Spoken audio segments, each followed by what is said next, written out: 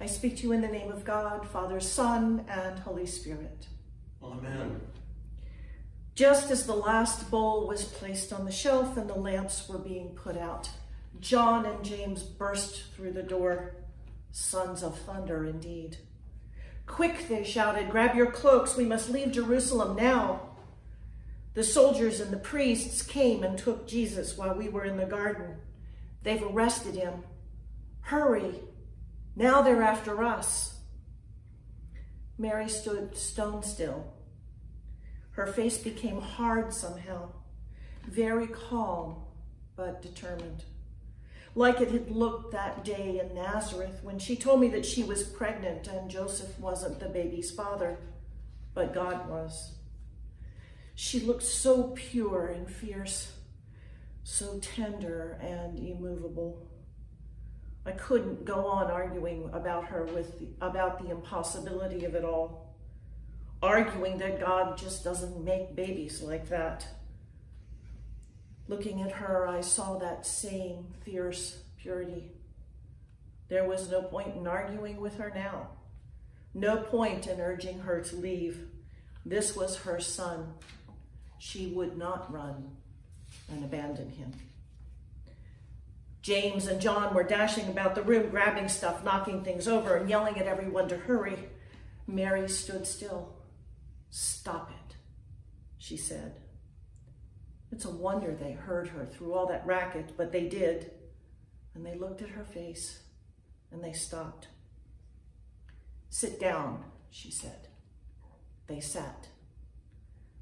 Now tell me what happened. And she made them tell her everything. How Jesus went aside to pray, and they fell asleep. How Jesus wept, and Judas came with the priests and soldiers to capture him. How Judas kissed Jesus. Mary closed her eyes and slumped a bit at that. She sat and looked at them, silent and staring. They told her that Peter had cut off the ear of Ananias' slave and how they all ran away, and they were reduced to a whisper by the end. Where is Jesus now? They headed towards the high priest's house. They must have some big meeting because we passed a bunch of the litters of the priests of the Sanhedrin on the way back here. Come, Joanna. James and John just sat there in the middle of the room with their mouths gaping open like a couple of fish. What could I do? I couldn't let her go alone. I threw my veil over my head and followed her. All night I followed her. To the high priest's house. Jesus wasn't there anymore. To the gates of the praetorium. Jesus had been taken to Herod. To Herod's palace. Jesus had been sent back to Pilate. All along our way, the crowd ran past. They finally caught that crazy guy from Nazareth. We could hear bits and pieces of their conversations.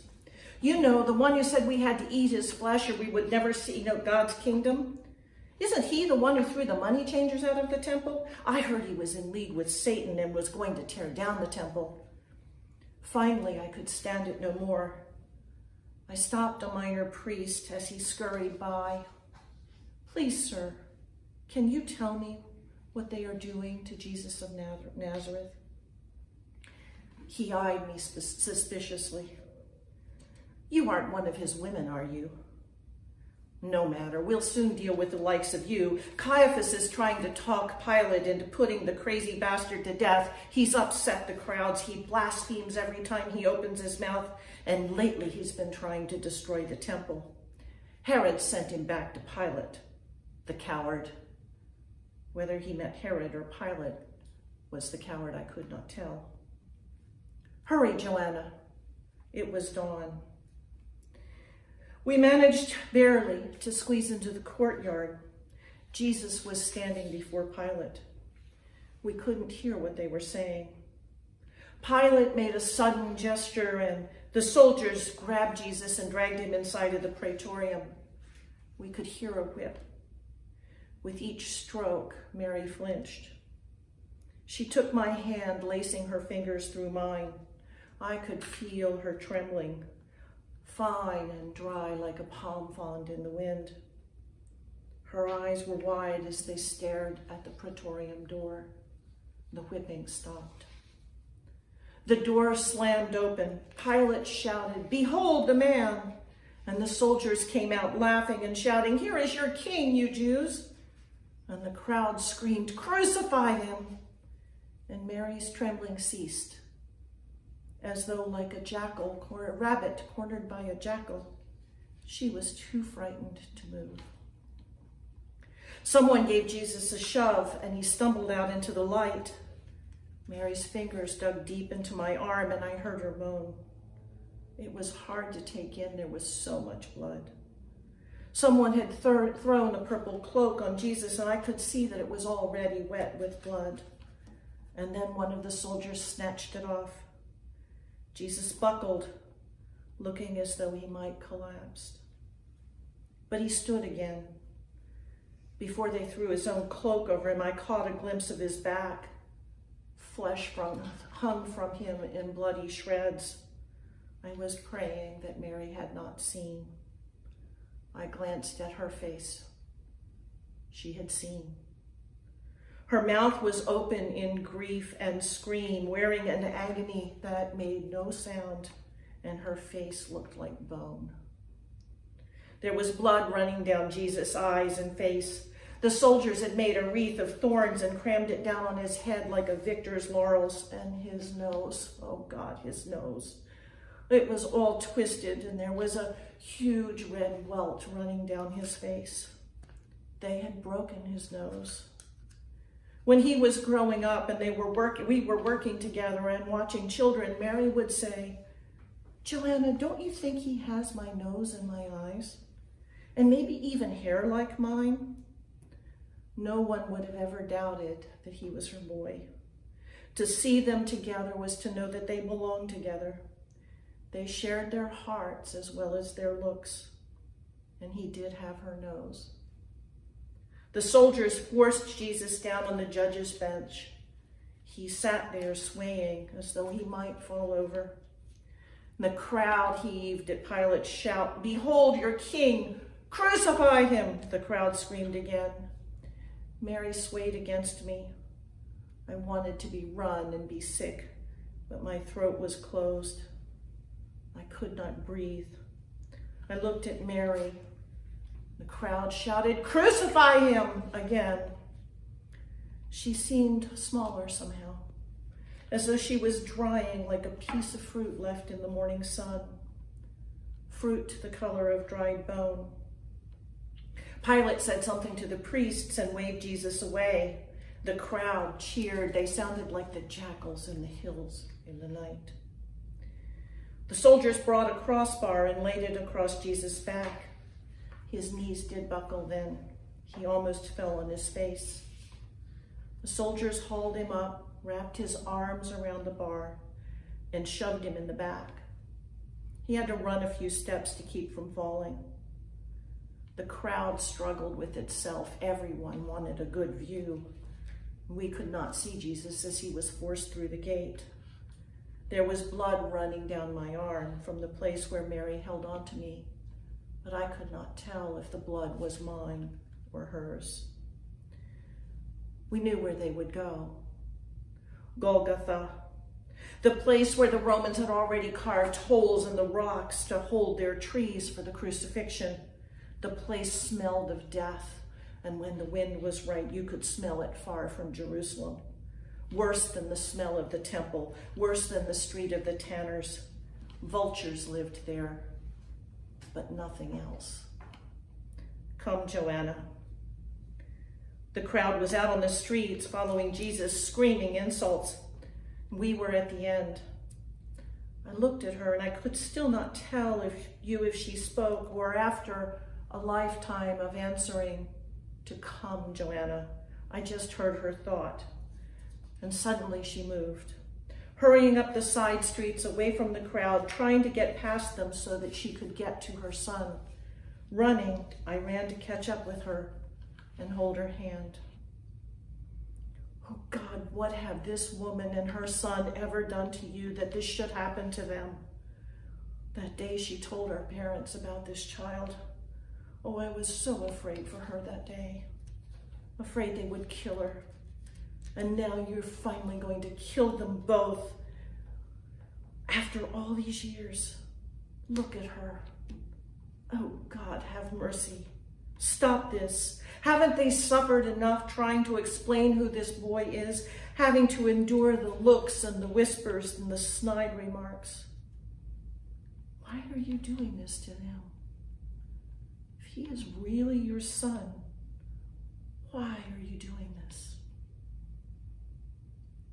We came out at the end of a side street and could see the crowd coming up the hill. Jesus collapsed on the street. The soldiers kicked him and screamed at him to get up, and the weight of the beam was too much. He could not raise his shoulders. One of the soldiers dragged a man out of the crowd, and they heaved the beam onto his back. And someone dragged Jesus to his feet and pushed him forward. Fresh blood from the thorns now bedded more deeply into his scalp, running through the dirt on his face. Mary started to run to him. He looked at her. She stopped. Yeshua, my mother. He looked down at her through the ruin of his face, and he shook his head slightly. She did not move. She put her hands over her mouth as to cover that great tearing breath that entered into her. There was so much pity in his eyes. A soldier hit him across the back with a spear, and he stumbled forward, and we stumbled along behind. Mary leaned a little bit on me, but she walked behind him. I do not know if anyone could have stopped her. Jesus fell again. Truly, I do not know how he walked. There was so much blood, and his clothes were stuck to him, and Mary tried to run to him. A soldier turned his spear on her. I think she would have run right into it had I not pulled her back. It was then that I noticed that we weren't alone. The other Marys were there, and Salome and the other women, tears running down their faces, but without wails and mourning or torn clothing. Quiet weeping without noise, a grief that needed no demonstration. We huddled together as we walked, his mother in our center, always where she could see him. She seemed so small, as though she were getting smaller with every step. The soldiers jerked Jesus up to his feet and shoved him on. The crowd had thinned now, making less ravenous noises. Perhaps they were bored with the slowness of our pace. But for us, the slowness was good. As long as we were walking, we weren't at the end, and we didn't have to think about it. Oh God, let this walk take forever. May we walk so slowly that we never reach the gate. May we walk so slowly that we never get there. May the sun set on us so that Passover will come and save us. We didn't walk slowly enough. Mary went through the gate and on to that evil smelling place. The soldiers forced Jesus to his knees and dragged the clothes from his body. They threw them to one side. They would steal them later. I have seen men who have been whipped by the Romans before, but I had never seen one who was whipped like this. I heard her moan, his mother, when she saw him stripped bare of clothing, and in some cases nearly bare of flesh. We pressed up against her, a little huddle of women, but I could not tell if we held her up or she held us. The soldiers took the crossbeam from the man whom they made carry it, and they nailed it to the upright. And then they dragged Jesus down and threw him on it. They stretched him out on the beam and sat on his arms and his body. They crossed his feet, and one of them took a great spike and drove it through his ankles. And the sound of a strangled scream ran under the blows of the hammer. We could not watch, but Mary did. I saw it all watching her face, and I will never see anything more terrible than that. After his feet, his arms. And then they pulled the tree upright with ropes and dropped it into the hole in the rock. And Jesus screamed again. Then he was silent. I looked up at that naked body, the body of the child his mother had bathed and rubbed with salt, the body that had curled all sweaty and grubby in her lap for a nap, the body that had been made strong pounding nails and hauling lumber. He always used to sweep her up in a big hug when he came home from wherever he had been, lift her off her feet as though it were a joke they shared that he had gotten so big. How did it come to this? Why did it come to this? No one will ever be able to explain it to me. His mother watched him, matching his stillness and silence. I don't know how she stood. John came from somewhere and was standing there with us, and Jesus looked down at us. He looked at Mary and said, "Woman, behold your son." How could she bear to look, but she did. Her eyes looked right into his eyes, and as though she could gaze life and the end of pain into him. As though when he died, she would just fall and die too. As though if she looked hard enough, she could take his place. Jesus looked at John and said, "Behold your mother." He moved his fingers a little, ever so little, in Mary's direction. She started to weep then, to weep as though she could wash her soul right out of her body. This is how it would end.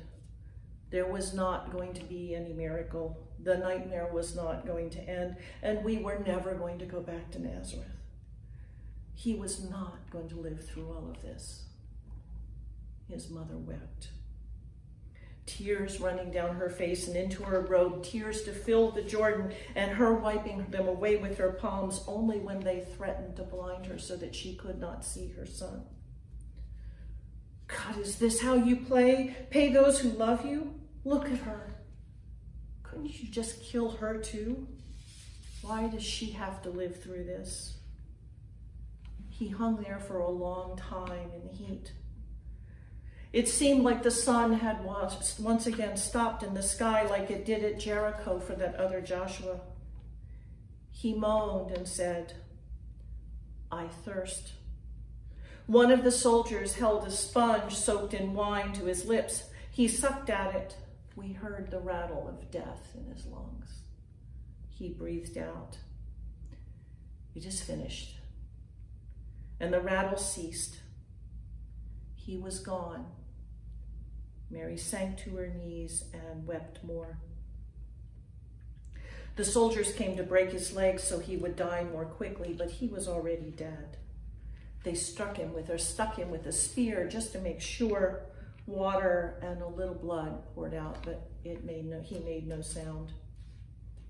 Because of the Passover, the authorities wanted the bodies down before the end of the day.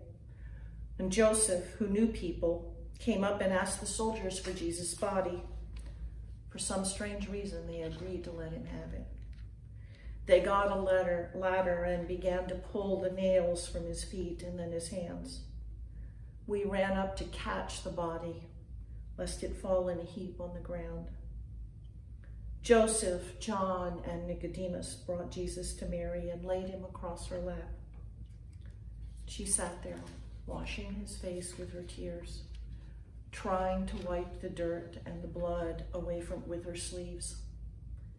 She pulled away the thorn crown, carefully working the thorns out of the flesh so she wouldn't tear it further, combing his hair with her fingers, as though she could put skin and muscle back together again instead of washing him for burial. His body lay there on her lap, her fingers so pale as though the blood had run out of her too. She leaned down and kissed his eyes and then pulled him up against her, cradling his head against her breast. The only sound was her breath tearing into her. We sat there a long time. "Come, sister, we must lay him in the tomb. Let us lay him down decently before the sun sets.